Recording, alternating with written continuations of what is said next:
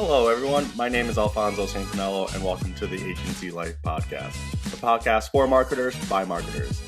I sit down and talk to fellow marketers about their stories, their successes, the failures, ups, downs, and everything in between. Our industry is crazy, and so are our stories.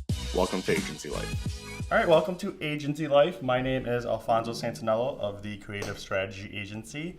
Today we have Michael Kusek, publisher of Different Leaf, here at Agency Life. Michael, thank you so much for coming on. Thank you so much for having me.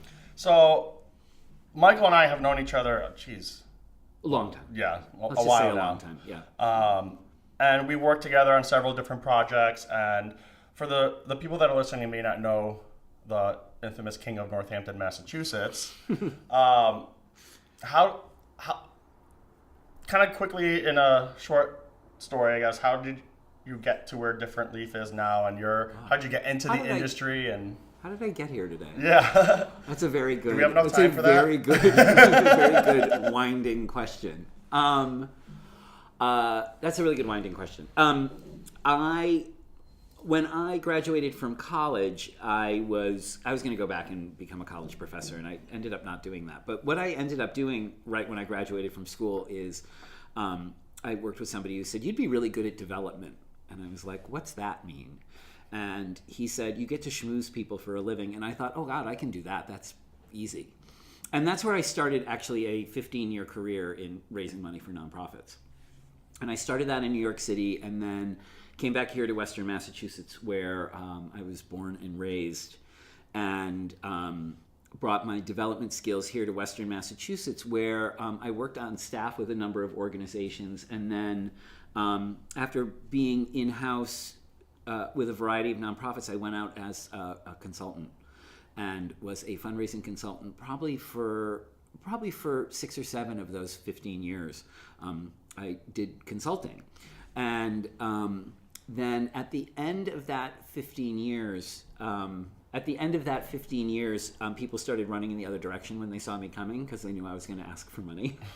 So I realized I needed to sort of change things up. And one of my first jobs out of college when I moved to New York City was I had a brief stint at a PR firm owned by 2 friends of mine. And I really enjoyed that work. And there's a huge part of doing development which involves, communications, PR, marketing, strategy. That all meshes in with development work. And so I had been doing a lot of communications work for a long time as part of my development career, and I just decided to axe the asking for money part from my life. And I picked up a client in Northampton. My first client was my friend who was opening her new restaurant. And we did all of these silly, crazy ideas to promote her new restaurant. And everybody, I got a bunch of people going, "Who's doing all of this stuff?" And I started to build clients. And I did that for a while, and then went in-house with a newspaper, came back out, left the Valley. It was the Valley Advocate, the free weekly newspaper here. I worked there doing marketing and communications for a number of years in-house.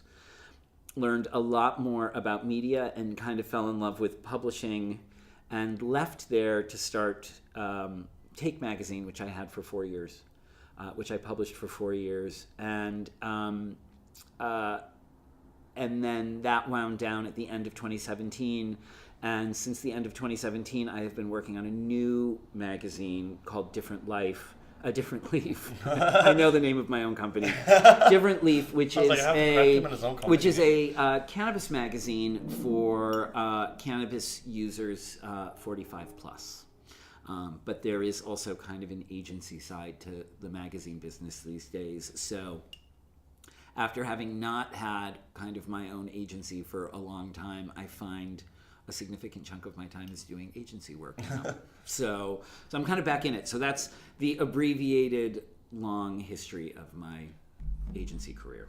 So with every next chapter, we'll call it, how did you know when it was time to turn the page? And I don't want to say end that certain, whether you're working for someone or Take magazine, for example, you decided 2017 was time to stop with that and move to Different Leaf. How do you as an entrepreneur and a marketer and a publicist, and how do you know when it's time to stop something and go on to the next project? I had somebody who's, a VC person. And when I'd stop Take, she said, I'm glad you stopped it because knowing when to stop is as important as knowing when to start. Yeah. And at that time, that stopping Take was very, very fresh, and I was very, very raw at that time. And hearing that from her made me feel a lot better about my decision. Mm-hmm. So, it wasn't like it was a clean... Stopping something is never... I don't think stopping... Rarely, if any time, is stopping something like, you stop on a Tuesday and you start your new thing on a Wednesday. Yeah. There's a hangover in there. There's decidedly a hangover. And I know you personally, and I know that Take, even before the 4 years, you were working on that before it was even in publication. I remember one of the first meetings, you're like, eventually I want to launch this art magazine, and so it was a long process. So I feel like there's even like you said, the hangover, but it's like an emotional breakup that you're ending this passion, this baby. Oh, I still have unresolved issues around stopping Take. I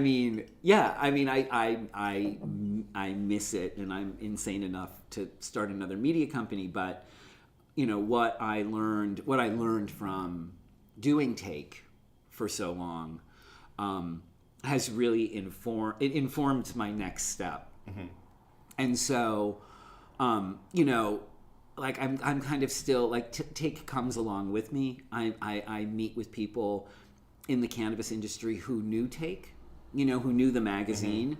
Mm-hmm. But also, when people are curious, I'm still working with a lot of the same people who worked on Take on this new project, so I know the quality is going to be as good as Take magazine. So when people have asked, what have you done, or what does your work look like, and I show them an old issue of Take magazine, they're like, oh wow, is your new magazine going to look like this? And I said, well, it's not going to look exactly like this, but the level of quality and the attention to detail and the attention to design and the attention to content will, I hope, be exactly the same, because I'm working with most of my Take team on this project, and so who are all fantastic people. Shout out, guys. I know, I'm so lucky. That was when Take ended. I wanted to find a way to continue to work with these amazing people that I worked with. I think to what you said, when knowing when it's time to end, it's for I went through that with the show Business, and it wasn't necessarily a business, and it did bring in sales for the agency, which was the whole purpose. But after 4.5 years or so, and just started slowly not doing it as much, and all of a sudden having that conversation. You've been on that show a few times, and going to Corey okay, well, I think that's it. And even still to this day, people it shows up on their Facebook memories. I was like, you need to bring this back. I go, not everything needs to be rebooted. Stop. No, exactly. No, it's true. It is some things. I think, some things sort of end of their own. Yeah. They come to the end of their natural life. Certain things wind down. And certain things wind down and they come to the end of their natural life, and other things are ended for you. Yeah. In agency life, a client leaves and goes somewhere else, or in that rare moment where you're like, I actually do not want you to be my client anymore. I'm firing you. Which, been there. Yep. And people move on and do their next thing, and so sometimes those ends are abrupt, and sometimes those ends are, they take a long time. Yeah. But it's a natural kind of winding down of something. And it is like a relationship in a lot of ways. Yeah. Some relationships end, some people ghost, and some things just hang in there way too long, and you just haven't you just gotta chop it off. Yeah. But I mean, I think the positive part of all of that, and all of those ups and downs, is I think the thing that gets you to the next place is you just have to remember what you learned and what you're bringing to your next project. Yeah. So, and I think that helps. So with all your experience in the PR and the marketing and the development world, what's been like your craziest, wackiest, like what the fuck moment? Like this client's really doing this right now? Oh my gosh. I mean, I think there have been a lot of those. I think there have definitely been a lot of those. I mean, you sometimes end up sort of trying to be a miracle worker. I think in the early part of like my development and consulting career was I kept pulling projects out of the fire that other people had screwed up. That was like my earliest big consulting gigs were like, I was working for the Gay and Lesbian Alliance Against Defamation in New York, and they handed me like 2 projects that were like behind schedule and had been screwed up by the person. So like set up for failure. Yeah, they were like, here, fix this. and they were both projects that were overseen by like someone who did marketing on a national level, and I was in my early 20s, and she scared me to death. And we're actually still friends now all these years. I still have lunch with her when I go to New York City, but it was I think the early part of my career was like fixing. I was like a fix-it person. I went in and kept fixing projects, and then, so that was always, you're riding like a ship and putting it in the right direction. It was always a big change. You were like, what am I doing? Why can't anything be easy? And then, like somewhere along the line, actually somebody gave me a project to start from like.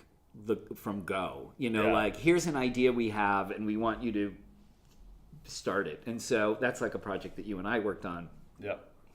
I had many before this one, but like we had worked on the community-wide fundraising event in Western Mass called Valley Gives. Mm-hmm. And that there were 4 of us who did it the first year. It was the staff at the foundation. And I would say, yeah, maybe like 2 or 3 of the staff. It wasn't as involved as it got towards the end. Oh no! By the end, there were a half dozen, 10 people working on it at any time, and we did it with just the. I mean, that was like, we. You know what's funny? What popped up on my Facebook memories when we did the webinar? Oh yeah. Jesus, when was the first one? Like 6 years ago, 7 years ago now? Yeah. Damn, time flies. I know it flies, and so like that idea of getting to like. Instead of inheriting a project, that getting to start something from the very first sketch to seeing it completed, there are a lot of those that are just like super encouraging and super exciting. And yeah, I've worked with a weird hodgepodge of people, like artists and creative people. I think the work that I did when I was acting as a communications consultant, I used to call myself a advertising general contractor, because like people would come to me and I was a solo shop, but then I would assemble teams. I'd be like, well, what kind of web design do you want? Like, what is your overall look? Like, oh, we'll work with this graphic designer and this web designer, and then. So you were really ahead of the time, because a lot of agencies are turning into that model now, where it's 1 or 2, maybe 3 full-timers, and everyone else is as needed, kind of contract freelancers, bring it on to the team. I've been seeing that a lot more. They're calling them virtual agencies, virtual staff. Yeah, I'm providing virtual staffing to an agency like that now. My creative team, aside from doing a magazine about cannabis, the other side of the business is creating custom content for cannabis businesses. So that could be a custom published magazine or online content or video or whatever. Yeah. Because I have the access to a great creative team.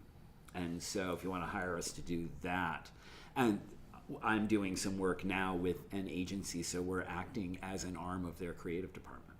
That's great. And especially, we're in Massachusetts.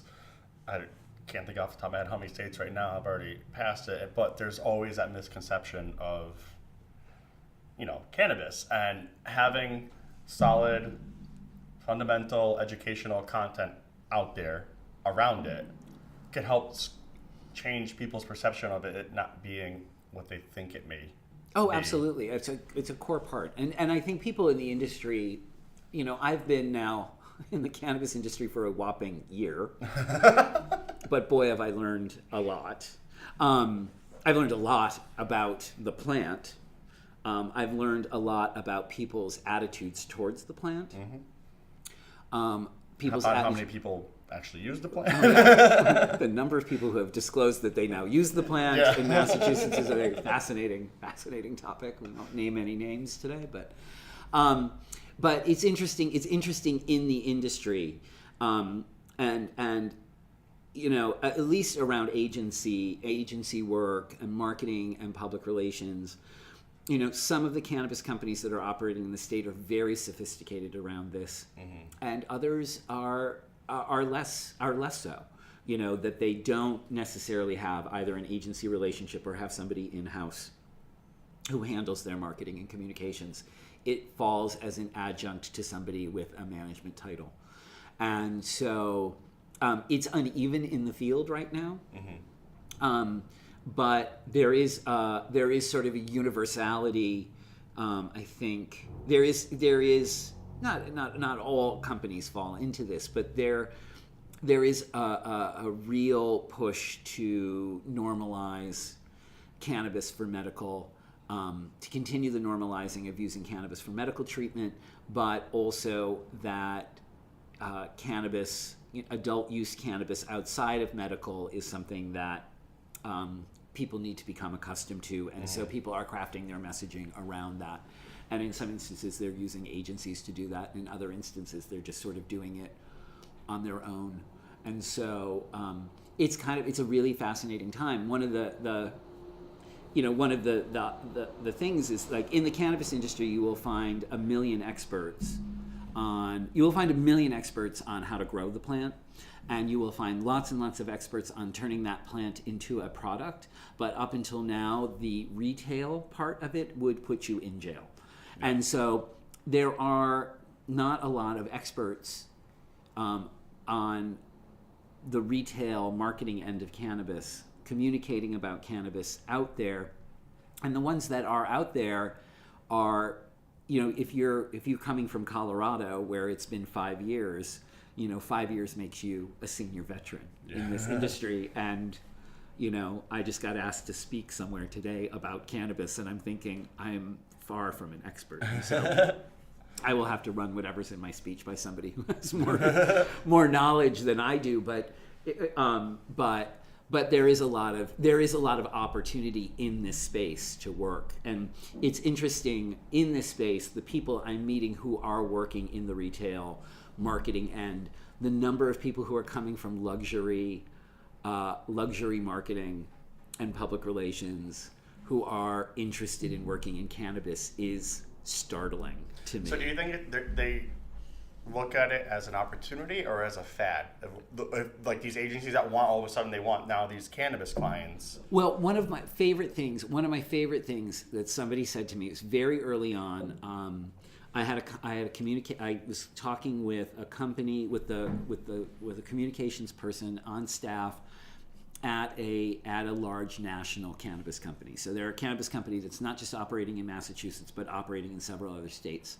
And I said to her, "How did you get here? How long have you been at the company? And I just saw on LinkedIn today, she celebrated her 1-year anniversary at this cannabis company, but she came from luxury. She came from luxury marketing. And I said, "Why cannabis?" And she gave me the best answer. She said, "How often do you get to brand a commodity like wheat or milk?" Very true. Yeah, or grain or whatever.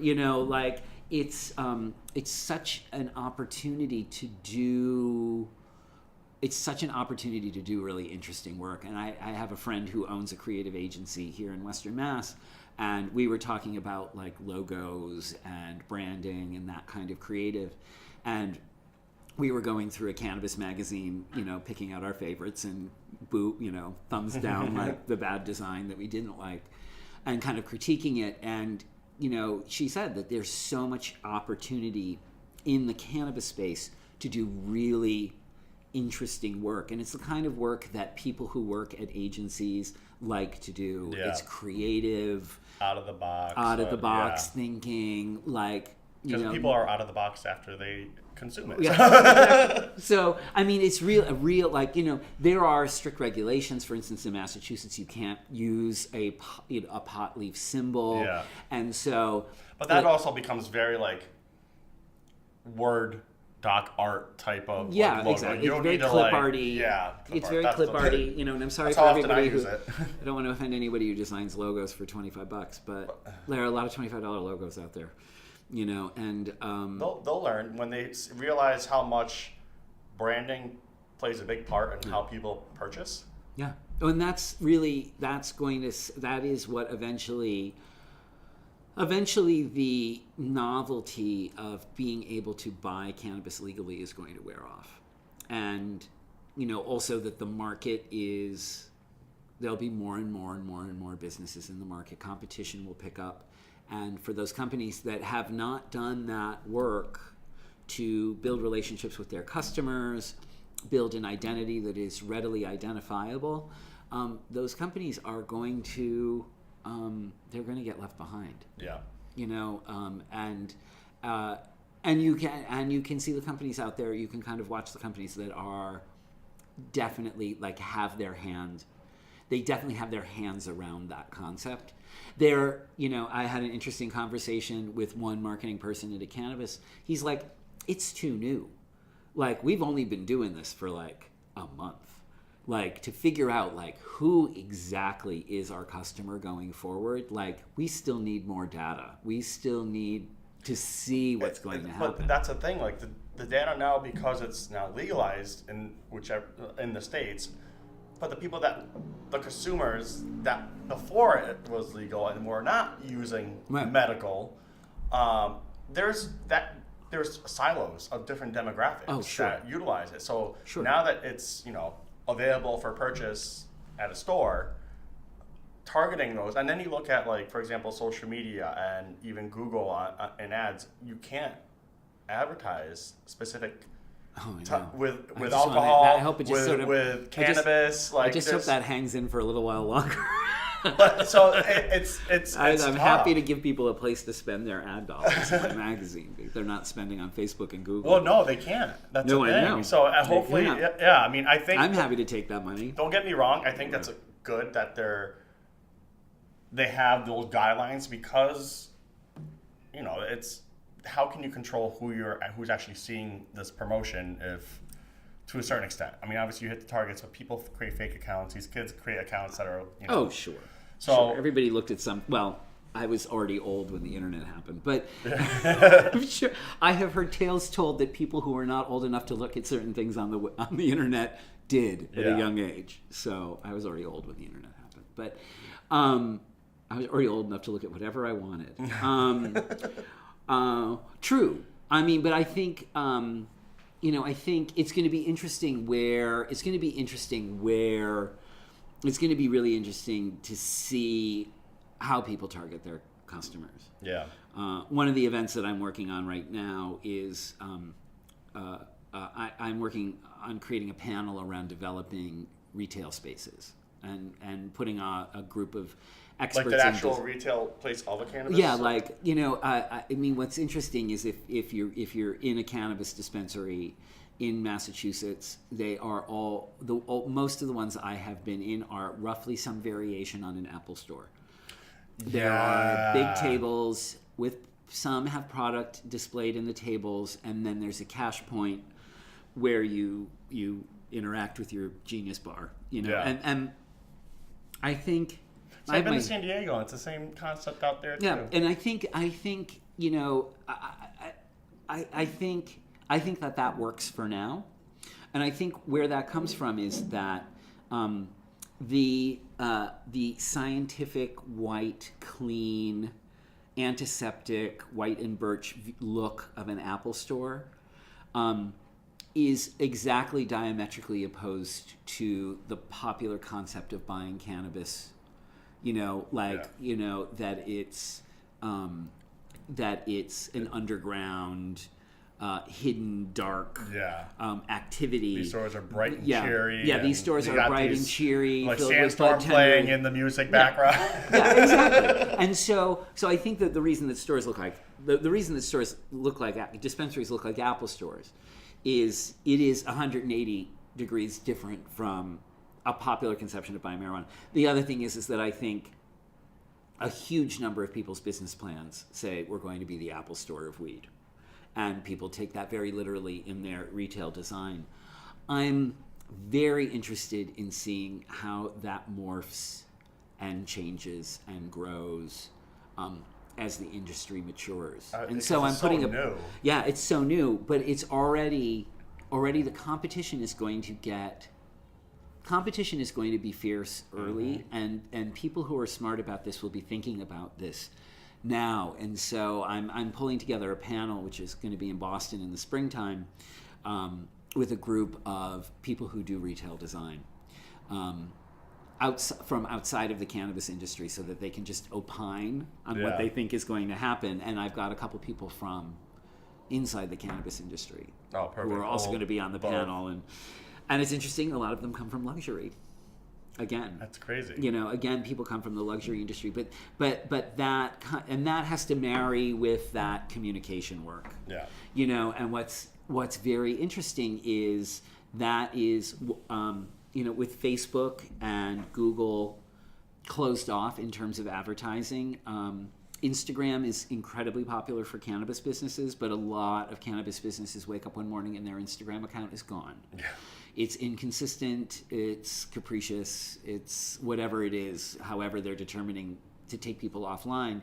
So, but I think it's important, and not just for the cannabis, even the liquor industry, to really pay attention to every platform's guidelines, because that one post doesn't meet their guidelines, that whole account gets taken down. So if they don't know what they can or can't post, right. And there's always loopholes, there's always workarounds, right. And that's where you got to get the out-of-the-box creative mind thinking how to promote something without promoting it. There are I follow some great cannabis feeds on Instagram. And what's interesting is that, as I move forward to launching this magazine in July, I've had very low presence on social media. Like, I'm not really doing anything, but every once in a while, like, I go to a lot of events, people are kind of finding out about the magazine organically. I get 2 or 3 Instagram likes every day or two, and I only have one image up there, and it just says coming I think it's like the cover or something, it's like right? coming in 2019. We haven't really done anything, and people are following us and signing up to get the first issue free and all of that sort of thing. But Instagram is kind of where cannabis is happening. Yeah. In terms of social media. There is a whole world there of locked down Instagram profiles that that you have to request access to view. But there's a lot happening in the Instagram world. It will be interesting. It'll be interesting at that time when it becomes federally legal. Yeah, I was just gonna say, what happens when it's... Well, every state has their... Right now, every state has their own guidelines around advertising. Yeah. Every state has different regulations about who you can communicate with and how you can communicate with people. What kind of promotions you can do, what kind of sponsorships you can do. There are lots of restrictions, particularly here in Massachusetts. And so there's always restrictions in Massachusetts. Yeah, exactly. And so when I talk to somebody, when I talk to people, the big concern, because nobody wants to ruffle the state's feathers. Everybody is playing by the rules and every line in the rules. Yeah. Because right now, if one person kind of fucks it up, then it screws it up for everybody. Yeah. And so I think you get the sense that people work very hard to get their licenses, and they don't want to jeopardize their licenses by doing something that so the big question I get is there are age limitations on the audience that can view, and they want to know that my magazine is only going to be viewed by old people. But, my content is geared towards an older person. Yeah. It's not like, there are a number of magazines that are targeted towards younger people in their 20s, people in their 30s. I think the format of print speaks to an older audience. Yeah. And so I'm confident that I can deliver that to my advertisers. But it is a huge concern. Yeah. There's probably some precocious 17-year-old. But so, Michael, thank you so much My for pleasure. being here. So, for those that want to learn more about you and Different Leaf, what is where can they get more information if there's information out there before the launch? Oh yeah, you can sign up for the first issue. Sign up to receive the first issue free at differentleaf.com. Awesome. Thank you so much. Thank you all for listening. Head to agencylifepodcast.com for this episode and others, and hopefully you guys can catch the next one. Thanks so much.